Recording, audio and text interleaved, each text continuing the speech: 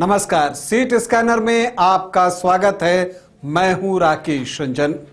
आज हम जिस विधानसभा सीट को स्कैन करेंगे उस सीट पर एक परिवार का दबदबा रहा है और उसी परिवार के दो भाई पिछले चुनाव में आमने सामने थे।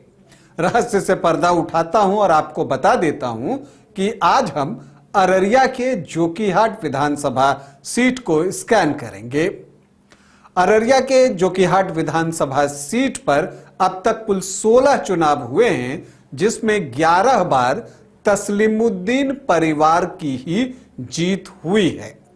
सीमांचल के गांधी कहे जाने वाले तस्लीमुद्दीन खुद 5 बार यहां से चुनाव जीते हैं, तो उनके बड़े बेटे सरफराज आलम को भी यहां से 4 बार कामयाबी मिली है, तो छोटे बेटे शाहनवाज आलम 2 बार यहां से चुनाव जीते हैं। पिछले चुनाव में शाहनवाज आलम एआईएमआईएम के टिकट पर चुनाव जीते, लेकिन बाद में उन्होंने पाला बदल लिया और आरजेडी में शामिल हुए। उनको महागठबंधन की सरकार में मंत्री भी बनाया गया और इसीलिए इस सीट पर असदुद्दीन ओवैसी पूरी ताकत से चुनाव लड़ना चाहते हैं। तो इसलिए यहां पर जो एक मुकाबला होगा वो होगा आरजेडी बनाम एआईएमआईएम। मुस्लिम बहुल ये क्षेत्र है और लगभग 66% वोटर्स जो हैं वो मुस्लिम कम्युनिटी से ही आते हैं। तो ऐसे में तेजस्वी यादव और ओवैसी की जो एक लड़ाई चल रही है सीमांचल में वर्चस्व को लेकर, वो भी हमें जोकीहाट में देखने को मिलेगा। जोकीहाट में पहला चुनाव अगर हम बात करें तो 1967 में हुआ था और नजमुद्दीन यहां के पहले विधायक बने थे। तस्लीमुद्दीन 1969 में पहली बार यहां से चुनाव जीते कांग्रेस के टिकट पर और फिर कुल मिलाकर 5 बार यहां से चुनाव जीतने में सफल रहे।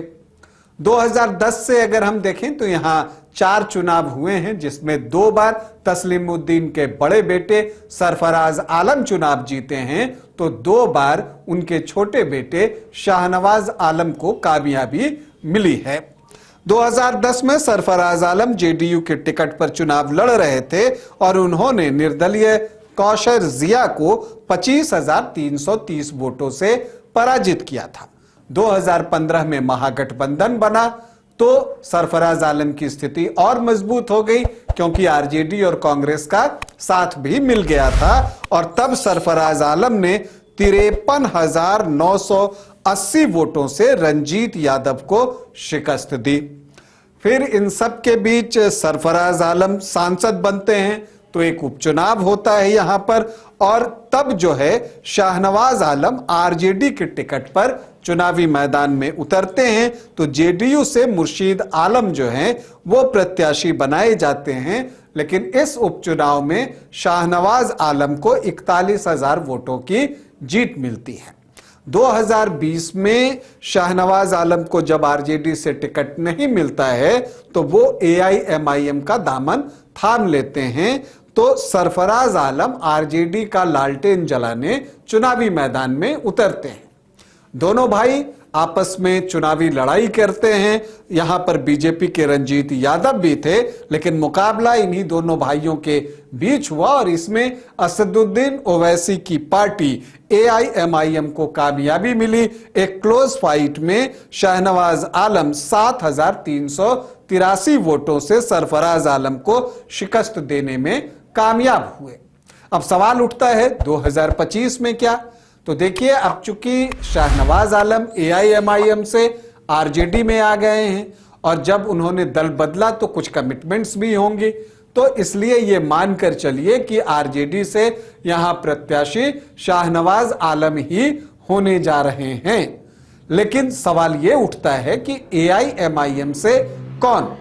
तो जो 2 नाम अब तक सामने आए हैं उनमें एक है मौलाना अब्दुल्ला सालिम चतुर्वेदी और दूसरे हैं मोहम्मद मुर्शीद आलम। तो इन दोनों में से किसी एक को जो है जोकीहाट से एआईएमआईएम पतन के निशान पर चुनावी मैदान में उतार सकता है। जहां तक बीजेपी की बात है तो रंजीत यादव या संजय यादव में से कोई एक उम्मीदवार हो सकते हैं।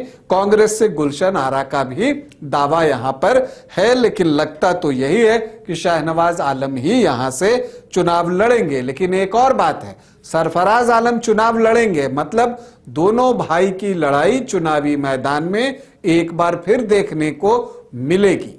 तो इन दोनों भाइयों में कौन बाजी मारेगा, या फिर ओवैसी की पार्टी अपनी सीट वापस लेकर आएगी और शाहनवाज आलम से हिसाब चुकता करेगी और जो कि हाट में पतंग उड़ेगा। यह देखना दिलचस्प होगा। अभी आपसे अनुमति चाहेंगे, इजाजत दें, नमस्कार।